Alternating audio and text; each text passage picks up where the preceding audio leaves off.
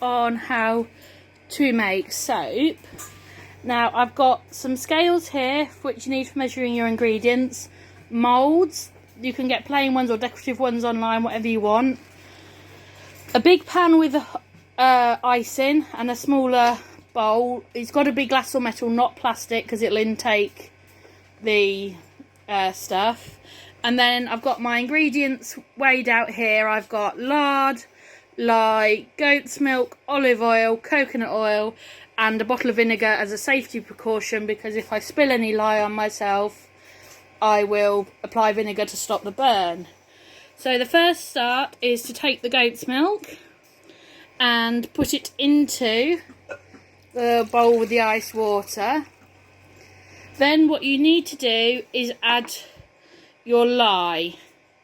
Now this will change the colour. You won't be able to feel... Oh, hang on.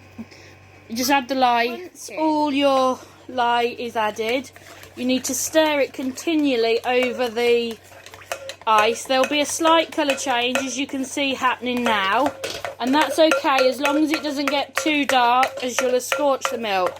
From here I can feel the heat it's giving off, and I think if you look closely at the video you can see the heat. And just mix it until the lye is totally absorbed, keeping it really cold. You might need to top up the ice under your bowl if necessary. So just keep stirring till it's all mixed and all sorted. The lye and milk are together. Just leave that, keep it on ice, topping up the ice if necessary, whilst we do the next part with our other oils. Step is to add the other oils. So in with the lard. This was all pre-measured. Oil. My kitchen is quite warm at the minute, so the oils themselves are very liquid. And then last but not least, in with the olive oil. And then we need to heat that all up. The next stage is to heat our oils, again using all metal, to between 43 and 51 degrees, so they're all combined. For that I have a thermometer.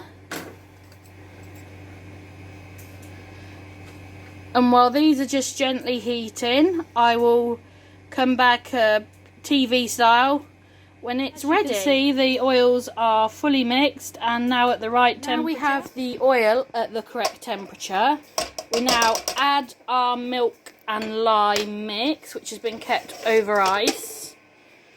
Now this is going to be tricky because I need a third hand, but slowly tip it in, and then for about 5 minutes we're going to whisk by hand. Whisk by hand, nice and gently, for about 5 minutes. Again, we'll do a TV style. This is what I did earlier, and rejoin what it looks like after a few minutes of, well, 5 solid minutes of hand whisking.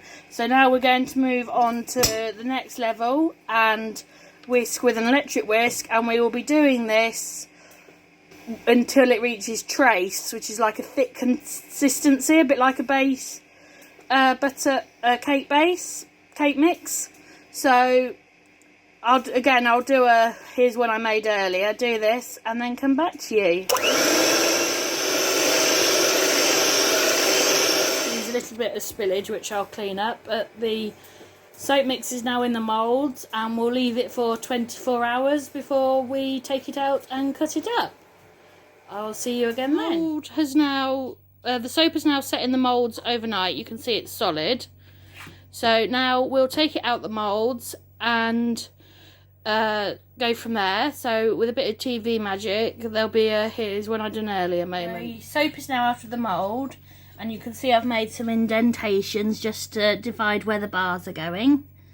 So using a clean bladed knife without serrations, down and away.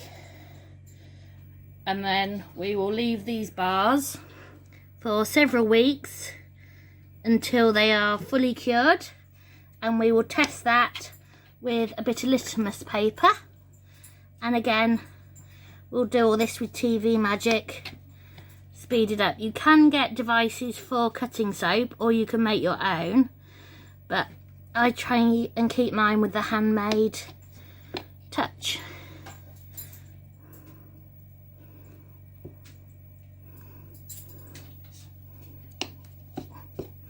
Thank you very much. 2 weeks have passed, so it's now time to litmus test the soap. So wet the soap gently, and then take your litmus paper and place it on the soap.